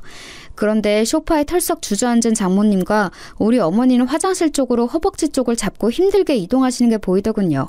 분명 제가 있을 땐 아내가 일일이 서서 거드는 걸 봤는데 아내는 우리 어머니 쪽을 향해 뭐라고 소리를 지르는 듯 했어요. 이때도 너무 당혹스러워서 얼마 안 보다 다시 껐고 생각할수록 누나가 염려한 최악의 상황이 맞으면 어떡하나 고민되더군요. 하지만 오후쯤 다시 보았을 때 여전히 저를 짜증나게 만들었던 건 아내가 우리 어머니를 적잖이 함부로 대하는 상황 안에 장모님이 계속 계셨다는 거예요. 자기 집인 양 퍼져 계시더군요. 우리 어머니는 작은 방에서 나오시는 것도 못 봤고 날도 더운데 선풍기 하나로 괜찮으실까 싶었어요. 헌데 이쯤에서 제가 제 눈을 의심하게 된 화면이 있었는데요. 화장실로 어머니가 또다시 움직이는 모습이 있었는데 아내가 그 뒤를 따라들어 어머니의 등을 그 얄팍한 손으로 내리치는 거예요. 이미 앞서 많은 불쾌감과 혼란이 왔기에 이날 점심도 먹지 못하고 시뻘건 눈으로 이것만 계속 보고 있었는데 여기선 너무 놀라 저도 모르게 헉 하는 소리가 튀어나왔어요. 어머니는 아내의 손찌검에 그냥 고개를 숙인 채로 화장실 문을 열고 그대로 들어가시는 게 보였고 장모님은 분명히 그 장면이 보이는 곳에 있는 듯한데도 미동 하나 없으시더군요. 전 여기서 화면을 내린 후 목에 뭐가 걸린 듯 입을 계속 열고 있었어요. 침을 넘기기도 힘들고 대체 뭘 본 건가 싶더군요. 꿈이어도 깨면 기분이 지독하게 나빠올 판에 이게 뭔 상황이냐고요. 이게 현실이라니. 내가 아는 아내가 화면상 너무 진지하게 우리 어머니를 함부로 대하고 있었어요. 세상 무슨 자기 친구도 아니고 원수라도 저렇게 밀어대며 취급하지는 않을 것 같아요. 식사 준비하는 것부터 너무너무 기분이 이상했고 이후로 이어지는 광경들까지 무엇 하나 정상인 게 없었는데요. 심지어 우리 어머니 등짝으로 아무렇지 않게 손을 대며 화장실로 밀어내는 모습은 대체 뭐란 말인가요? 저는 곧장 떨리는 마음을 누르고 누나에게 바로 연락했고 놀란 누나에게 영상을 캡처해서 보내주었어요. 누나, 나 지금 내가 뭘 본 건지 모르겠다. 누나가 봐도 이상하지? 나 지금 좀 토할 것 같아. 어떡하지? 진정이 안 돼. 이 사람이 왜 그런 걸까? 누나, 나 이해 좀 시켜주라. 왜 이러는 거야? 아니야. 이 사람이 나보고 어머니 자기가 챙기겠다고 했는데 왜 그랬을까? 우리 어머니가 그렇게 경선했는데 말이야.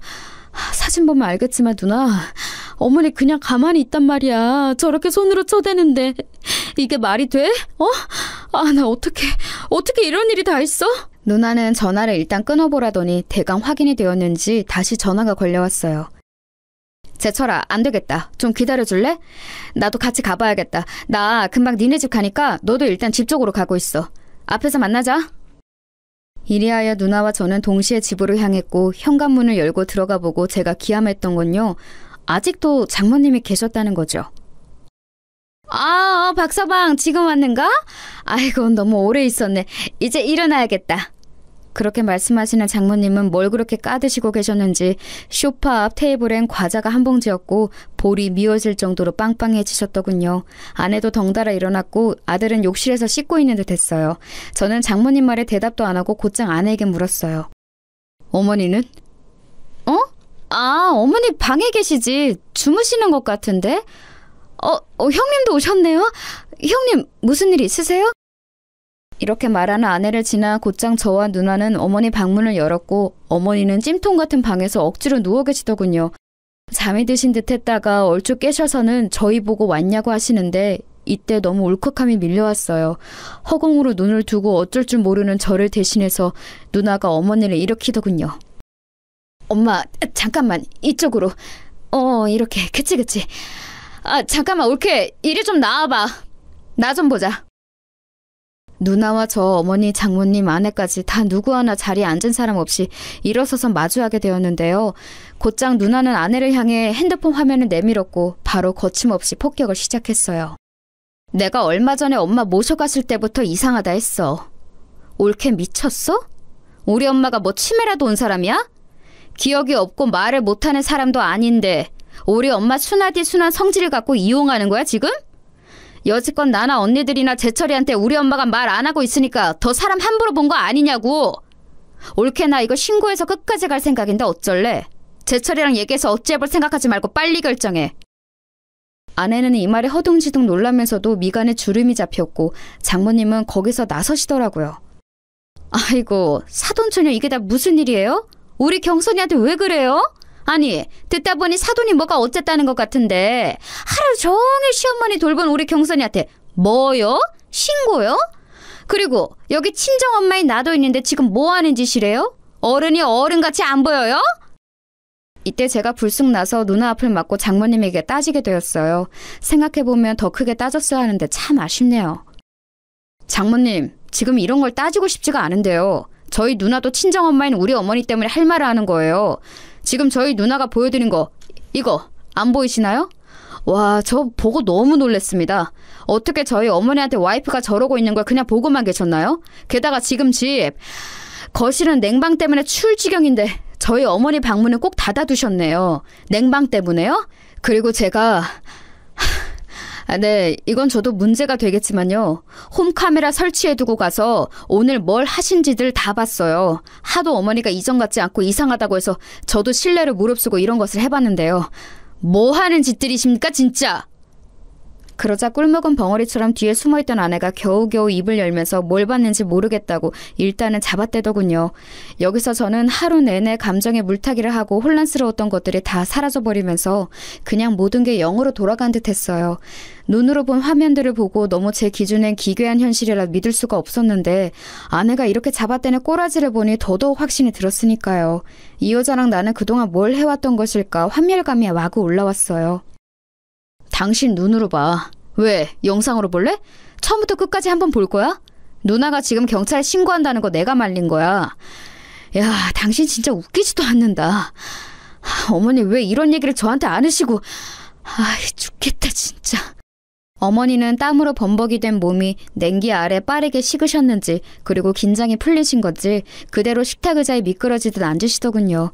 그 식탁을 눈으로 다시 보니 저는 정말 못 참을 지경이 되었어요. 그 테이블 위로 밥그릇과 반찬 그릇을 던지듯 쿵쿵 굴려대던 아내의 모습이 생각났거든요. 아내는 계속해서 부인을 했어요. 제가 더더욱 본인을 용서할 수 없도록 말이죠. 당신, 아니 잠깐, 나 이거 뭔 상황인지 나도 모르겠어. 어떻게 이런 걸 말도 없이 놔두고 가? 언제 이런 건 샀어? 당신 진짜 무서운 사람이다. 내가 어머니한테 뭘 어쨌는데? 아니 막말로 해서 당신은 내가 얼마나 힘든지 알기나 해? 애 챙기고 어머니까지 챙기고 왔다 갔다 얼마나 힘든 줄 아냐고. 간병인 쓰는데 300은 넘을 거라고 걱정하길래 내가 그거 반뚝 떼서 달라고 했지만 나도 중간에 그만하고 싶었어. 솔직히 나도 짜증낸 거 있긴 하지만 이거 다 내 잘못만은 아니야. 형님도 아까 저 뭐요? 신고요? 와, 진짜 너무하시네요. 본인이 돌보실 생각은 안 하시고. 누나와 저는 이런 아내의 태도를 보고 더 말할 것도 없다고 생각했고 정말 더럽고 지저분한 꼴을 다 봐가면서 한 1년에 걸친 흙탕물 싸움 끝에 이혼을 하게 되었어요.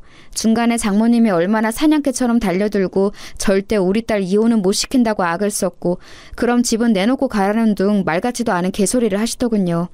아내가 우리 어머니에게 했던 짓거리가 담긴 그 하루의 영상 기록을 보면 그 전에 그것도 어머니가 저희 집에 와 계시는 그 짧은 시간 동안 대체 뭔 일이 있던 건지 상상하기도 마음이 아팠어요. 어머니는 아무리 저랑 누나가 물어봐도 별거 없었다고 하고 자세히 말도 해주시지 않으셨어요. 아마 본인만 참으면 된다고 생각하시는 듯 했지만 우리 둘을 비롯하여 지방에 있던 누나도 올라왔고 미국에 있는 누나까지 귀국해서 다시 되짚어야 할 정도로 우리 가족의 상처는 컸어요. 가장 가슴이 찢어지고 죽을 맛이었던 건 저였지 않을까 싶어요.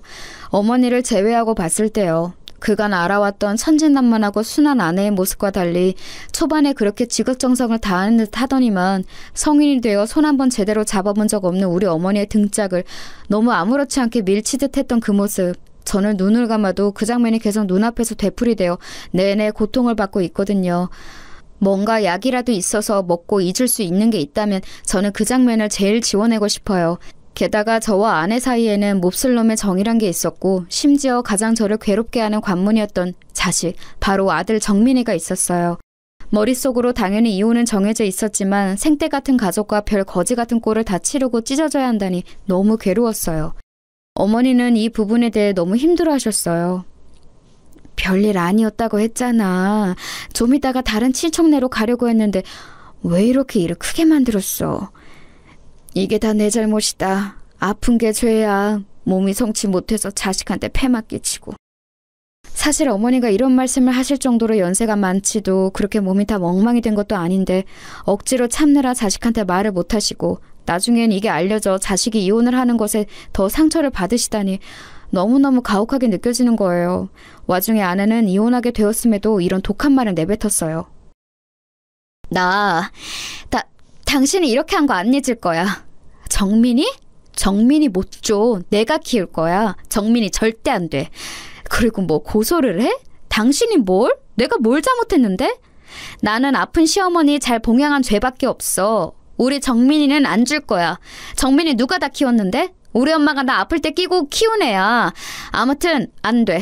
나는 뭐 고소 못할 줄 알아? 당신 몰래 촬영한 거 범죄야. 나도 알아볼 거야. 아내는 이렇게 악을 쓰고 소리소리 지르면서 자기의 다른 면모를 확인시켜 주었어요. 사실상 저런 일을 저지른 여자가 애를 데려가서 키운다는 것을 참을 수 없었지만 아이에게 물어봤을 때 얘는 이렇다 싶게 결정을 하지 못하더군요. 사실 정말 너무너무 가혹한 일이긴 했습니다. 도대체 왜 제 잘못이 무엇이길래 명백히 아내가 저지른 일로 어머니도 다치시고 제 결혼 생활도 파괴되고 아직 엄마 정을 못된 아이까지 빼앗기게 된 것이었을까요?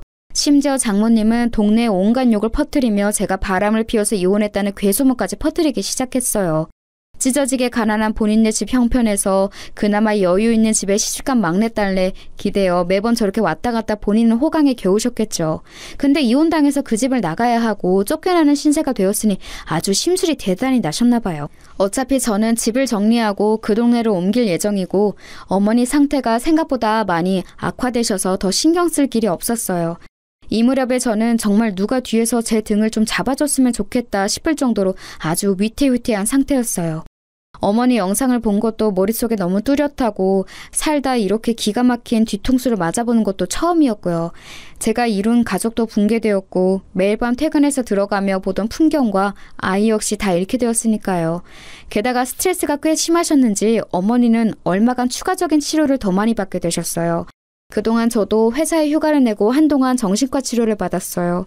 뭐 할 수 있는 게 아무것도 없더라고요. 아내는 양육비며 이것저것 요구하는 게 많았지만 넋이나가 대꾸를 못하는 절 대신에 작은 누나가 많은 것들을 해결해주고 대신 맞서 싸워주었어요. 그래서 더 역한 꼴까지 가진 않았지만 하여간 저는 이후로 크게 일을 갈게 되었어요. 인간을 이렇게까지 미워해본 일은 아마 처음이 아닐까. 그것도 아이러니하게 사랑해서 결혼을 했고 아이까지 함께 낳아 키웠던 여자라니. 차라리 바람을 피웠다면 이보다는 나았을 텐데 싶어 몇 번이나 자다 깨서 경기를 일으키곤 했어요. 어머니의 상황은 갈수록 좋아지지 않았고 누나들의 근심도 커져만 갔어요. 누나들은 가급적 제가 빨리 일상에 돌아가길 바랬고 보다 못한 작은 누나가 이런 조언을 하더군요. 제철아, 일단은 잘 살아야 돼. 네가 지금 할 일은 그거야. 엄마도 지금 별수가 없어. 올케 정말 이상한 인간이잖아. 그 일 다 잊으라는 거 아니야. 어떻게 잊냐 사람인데. 잊어서도 안 되고 말이야. 일단은 너 살 길을 찾아서 살고 살아서 숨이라도 쉰 다음에 그 뒷일을 생각해보자. 이렇게는 죽도 밥도 안 돼. 왜 우리가 힘들어야 해? 엄마도 곧 좋아질 거야. 좀 견뎌보자. 누나의 말을 듣고서 저는 희망이 없는 상황이었지만 어떻게든 힘을 내보게 되더군요. 맞아요. 되던 안 되던 일단 살아서 숨구멍이 트여 있어야 뭐든 할 수 있는 거잖아요.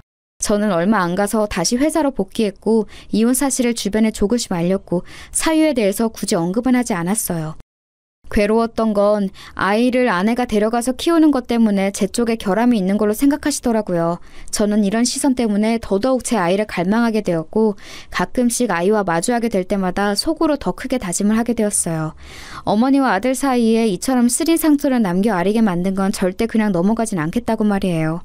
이혼은 어디까지나 필요한 과정이었을 뿐 저는 아내에게 제대로 제 화를 토해내지 못했어요. 그때는 너무 억울했는데 지나고 보니 그렇게 바보같이 제대로 화를 부리지 못했기에 다행이라고 생각해요. 그렇게 어줍지 않은 돈 따위로 퉁치고 해결 보지 않고 마음에 서슬퍼린 칼날을 품고 일을 갈다가 훗날 이렇게 완벽한 복수를 이루었기 때문입니다. 저는 정말 아주 근성 있게 계속해서 아내에게 완연하게 되갚아줄 날만을 기다려왔어요. 아이를 만나는 걸 방해할 때나 순순히 만나게 해줄 때나 그렇게 아이와 저와 아내 모두 적당히 나이를 먹어가는 동안의 말이에요. 본래 결혼할 때도 그랬지만 이혼할 무렵에는 정말이지 아내는 얼마 가진 것도 없이 정민이를 데리고 쫓겨나다 친정으로 갔었어요. 장모님이랑 같이 나란히 큰오빠네 집에 들어앉았다고는 들었어요. 그래서 어쩔 수 없이 우리 정민이도 지방으로 전학을 가야 했고요. 장모님은 더 물주가 되어줄 줄 알았던 사돈댁이 얄미워 사위가 바람을 피웠다고 소문을 냈고 그걸 결국 손주인 우리 아들이 돌려받았어요.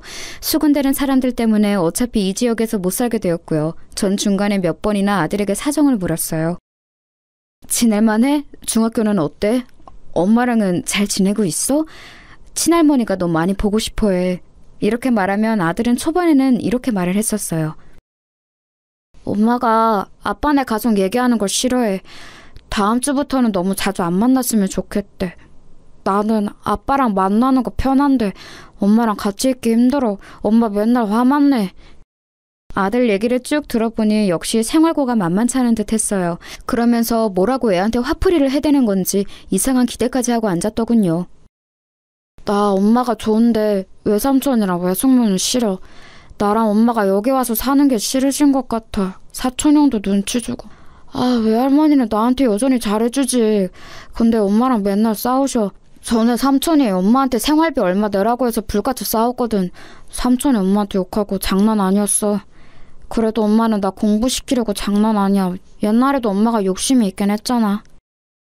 이렇게 아들 말 그대로 아내는 꽤나 아들한테 욕심이 있던 사람이에요. 어릴 때부터 이것저것 빠져서 애한테 영어 유치원이며 뭐며 자기가 못해본 꿈을 이루겠다고 어지간히 공부도 시켜댔었어요. 이상하게 허영이 있어서 돈 있는 여자들이랑 어울려 다니면서 허세를 부렸었고요. 아들 말에 의하면 지방까지 내려갔음에도 고등학교는 좋은 데로 진학시키려고 용을 쓴다더라고요. 엄마는 나를 되게 착각하고 있는 것 같은데 나는 좀 부담이 돼. 나중에 교육비랑 등록금 감당은 어떻게 하려고 하는지. 이때 저는 어딘가에서 힌트를 얻었고 아들에게 조심스레 물었어요. 너는 공부도 하고 싶어? 형편이 안 되니까 엄두가 안 나는 거야? 아니면 진짜 하기 싫은 거야? 그러자 아들이 눈치를 쓱 보더니 공부를 하고 싶다더군요. 어릴 땐 몰랐는데 나도 대학 목표가 조금 생겨서 하고 싶어. 근데 엄마랑 있는 동안은 학원도 마땅한 데가 없으니까. 일단 저는 알겠다고 하고 좀 더 생각을 해보았어요. 그 뒤로도 번번이 연락을 이어가던 중 아내가 아주 죽을 똥 이래가면서 자기 큰오빠네 집엔 생활비 한 푼도 안 주고 그걸 갖다가 아들 학원에 몰아준다는 걸 알게 되었어요. 점점 아들은 이 분위기를 부담스러워하더군요. 엄마는 자꾸 내가 좋은 대학만 가면 끝이라고 해. 그럼 자기 고생을 보상받는다고. 외할머니랑 싸울 때도 계속 저런다니까. 정민이 대학 가기만 해보라고 외삼촌이랑 외숙모도 가만 안 두겠다고 하는데 엄마가 말을 계속 저렇게 하니까 내가 여기서 눈치 보이는 거야. 외할머니도 너무 악발이야. 외숙모 막 괴롭히고 솔직히 언제 쫓겨날지도 모르겠어. 너무 불안해 나. 상황 돌아가는 걸 보니 정말 어지간히 구역질 나는 꼴이 아니더라고요. 워낙에 어렵게 살아왔다는 건 알고 있었지만 애를 통해서 뭔가를 해소하고 보답받으려고 하는 꼴이 참 여전해 보였어요. 이걸 보니 더더욱 신물이 올라온 건 우리 어머니를 구태여 본인이 보겠다고 간병인에게 쓸 거 반 떼달라고 했던 것도 돈 때문이란 걸 확신이 있어서예요. 그렇지 않고서야 자기가 나서서 그렇게 귀찮은 일 굳이 했을 리가 없으니까 말이에요. 아무튼 저는 이런 사태를 계속 주시하고 있었고 나름 제가 할 수 있는 준비는 차분하게 다 해두었던 것 같아요. 그런 와중에 아들은 시간이 지나 저에게도 아주 좋은 소식을 가져왔어요. 아빠, 나 사연대학 붙었어. 진짜 믿기지가 않아. 와, 너무 신나. 아빠 축하해 줄 거지? 저는 너무너무 축하한다고 했고 진심으로 아이가 이룬 결과물이 대단하다는 생각이 들었어요. 뿌듯하기도 했고요. 그래서 아들을 만나서 밥을 사주는데 이 녀석이 아주 근본적인 고민을 털어놓는 거예요. 아빠 있잖아. 엄마가 첫 학기 때 빼고는 등록금을 대줄 수가 없대. 나보고 휴학하고 알바하던지 군대를 가라고 하더라고. 나도 형편이 그래서 가고는 했었어. 어쩔 수 없지 뭐. 근데 나 고민되는 건 이게 아니라 엄마 때문에 좀 너무 피곤해. 빨리 알바해서 돈이라도 벌어오라는 둥 아니면 얼른 취직해서 이제 나보고 먹여 살리라고 하는데 외할머니까지 나란히 나를 보고 있으니까 진짜 미치겠어. 엄마는 빨리 다시 서울로 가고 싶다고 난리야. 역시나 보자 하니 구질구질하게 아들한테 모든 걸 기대고 있었더라고요. 그러면서 자기가 그렇게 극성을 떨어서 공부시킨 아들로 덕 좀 보려고 했었고요. 이제 갓 좋은 대학에 들어간 것뿐인 애한테 애엄마랑 노인네 둘이서 대체 뭐 하는 짓일까요? 저는 본격적으로 제가 꽤 고민했던 사안을 꺼내어 아주 조심스럽게 아들에게 제안을 했어요. 이걸 아들이 받아들이면 얘기가 되는 거고 만약 아들이 조금이라도 흔들린다든지 어찌됐든 안 될 이유가 있다면 다 의미가 없어지지만요. 아들은 제 얘기를 듣고 적잖이 충격에 빠졌어요. 아빠 꼭 그렇게 해야 해? 근데 나는 그렇다 치고 엄마 진짜 가만히 안 있을 거야. 엄마 성격 아빠도 알지 않아? 아빠는 헤어진 지 오래돼서 모르나 본데 엄마 진짜 장난 아니야. 아무나 하고도 막 싸워. 아빠랑 이혼한 것도 이제 막 외할머니 탓이라고 하고 엉망진창이야. 엄마가 알면 가만 안 있을 거야. 저는 그런 건 다 예상했기 때문에 별로 문제가 되지 않았어요. 이혼한 순간부터 쭉 이렇게 될 날만 기대하고 준비해왔으니까요. 그건 정민이 네가 걱정할 건 아니야. 아빠가 궁금한 건 딱 하나야. 네가 유학을 갈지 아닐지 그거 하나뿐이라고.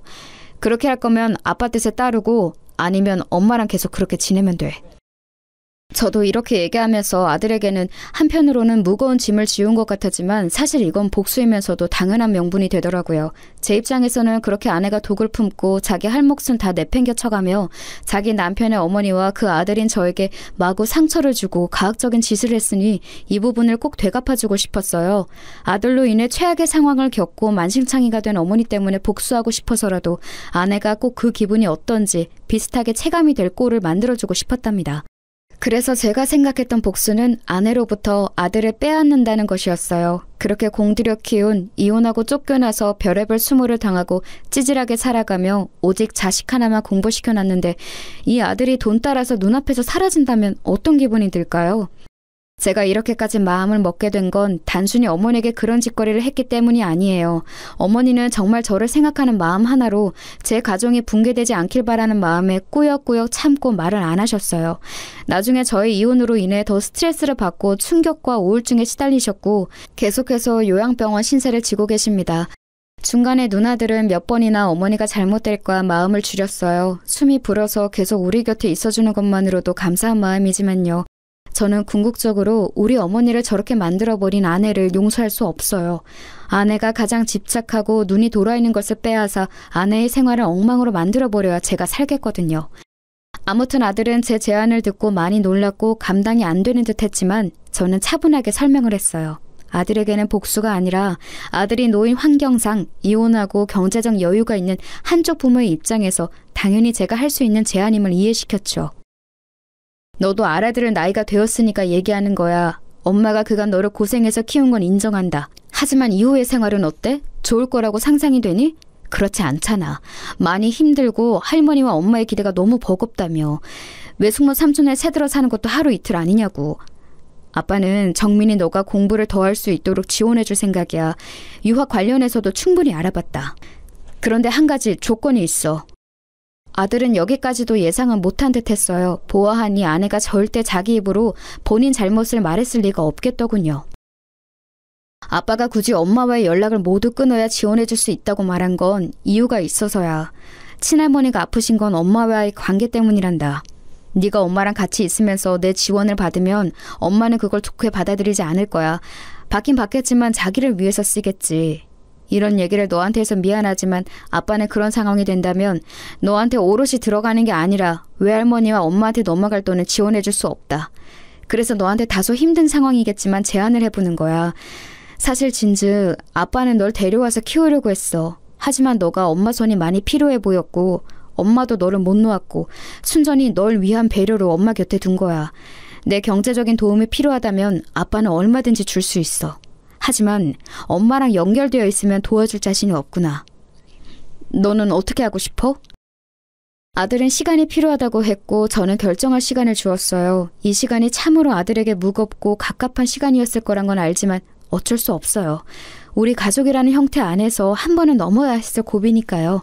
당연히 아들 입장에선 너무 어려웠을 거란 생각이 들었죠. 그래도 전 막힘없이 같은 제안을 할 뿐이었어요.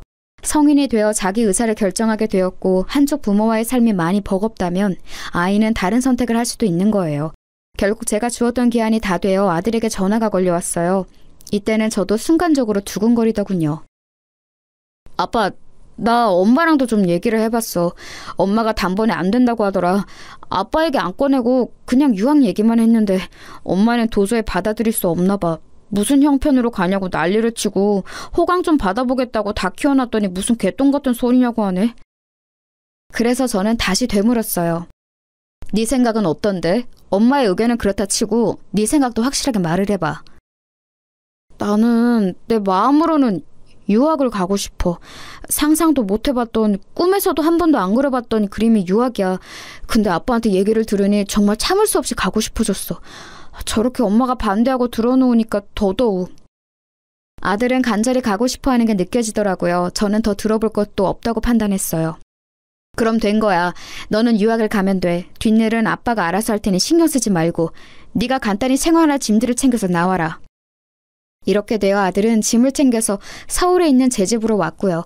그전까지는 지 엄마에게 아무것도 오픈하지 못하도록 했어요. 이윽고 이 사실은 제가 전화로 알리게 되었답니다. 저는 이 순간을 얼마나 기다렸는지 몰라요. 정말 수년이 지나서 10년이 지나 목소리로 서로 1:1 대면을 하게 된 것 같아요. 개면쩍게 전화를 받는 아내에게 저는 결론부터 줄줄이 말을 해나갔답니다. 오랜만이네. 나도 당신한테 전화 같은 거 걸고 싶지 않았어. 진정하고 있잖아. 정민이는 내가 알아서 할 테니까 당신은 이제 당신 앞가림이나 잘하고. 알겠지? 뭐? 정민이가 뭘 어쩌고 어째? 지금 뭔 말을 하는 거야 당신? 이처럼 덜 떨어지고 멍청한 말투로 분을 토해내는 아내의 반응을 보며 저는 정말 속으로 너무너무 웃음이 나와서 멈출 수가 없었어요. 너 우리 어머니한테 한 지 잊었어? 어디 한번 제대로 뒤통수 맞고 아들과 엄마 사이 피눈물 경험해봐. 이 말이 목구멍까지 차오르는 걸 참느라 목이 아플 정도였네요. 머리가 나빠? 무슨 말인지 모르겠어? 애 공부에 오른시키느라고 본인 머릿속 지능은 다 갖다 버렸나 봐. 정민이 앞길은 내가 알아서 한다고. 당신 사는 거 힘들 거 아니야. 애 어릴 땐 당신이 하도 박박 악을 써서 지랄을 해대니 그땐 내가 놔준 거야. 거진 10년이 되도록 끼고 살았으면 할 만큼 누린 거 아니냐고. 이젠 뒷일은 내가 알아서 할 거야. 애 유학도 하고 그 구질구질한 데서 안 살게 끌어내왔어. 그니까 여기는 신경 끄라고. 알아듣지? 저는 이때 환희를, 이 기쁨을 정말 이기기 힘들었어요. 어머니 일을 당했을 때 저는 너무 충격이 크고 주저하며 바보같이 어쩔 줄 모르고 소극적으로 대처했었어요. 몇 번이나 나쁜 생각을 했었고 어머니는 그런 상황에 두고 아내를 철썩 믿었던 저를 탓했었고요. 저는 정말 그날의 장면을 한 번도 잊은 적이 없었고요. 계속해서 기다리고 또 기다렸어요. 철저히 준비해서 구질구질한 싸움 없이 아주 간편하게 아내에게 복수를 할 수 있는 나는 말이에요. 아내가 저렇게 발작을 일으키는 건 그간 저의 고통에 대한 아주 재미있는 보상이랄까? 솔직한 마음으로 더 잘못되라는 마음도 컸지만요. 아무튼 아내는 길길이 날뛰고 그 뒤로도 한 일주일간은 전화가 왔었어요. 저는 마무리 확실히 짓기 위해 걸려오는 전화마다 다 받고 몇 번이나 확인 사살을 시켜줬어요. 왜? 애한테 다 쏟아붓고 그지 되었는데 애 뺏기니 못 참겠어? 당신 진짜 웃기다. 남의 엄마랑 아들 사이는 아주 반타작을 내놓고 본인 자식이랑은 잘 살 생각을 야무지게도 했네. 당신이 우리 어머니한테 한 짓을 내가 이혼 정도로 끝내주니까 세상 살기 쉬워 보이지? 이제 알아서 살 길 잘 살아. 정민이는 당신이랑 살고 싶지 않대. 돈에 환장해서 사람 함부로 대하는 벌을 아직도 못 고쳤더라. 어디 이제 아들한테 슬쩍 업혀갈 생각을 해? 주제를 알고 당장 꺼져.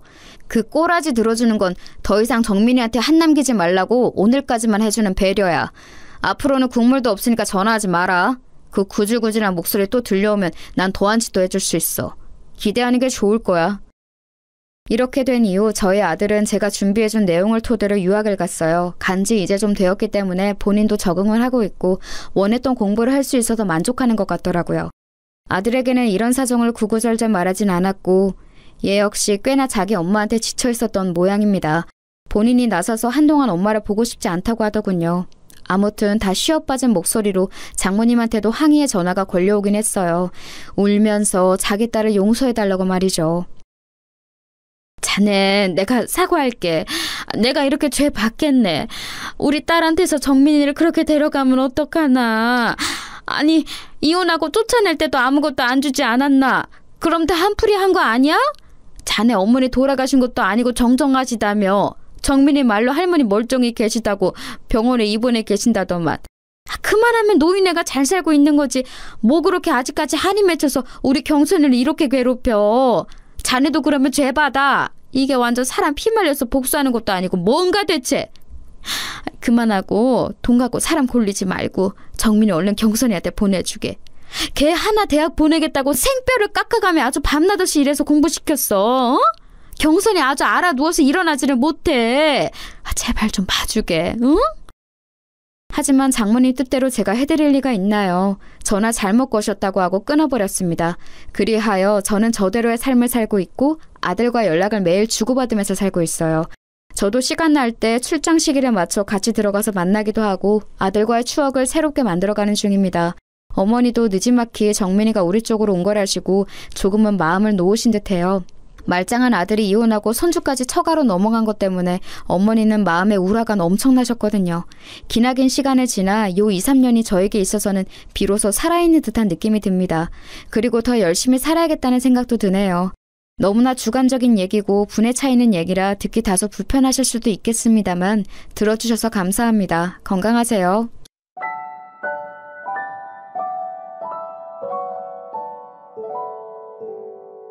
you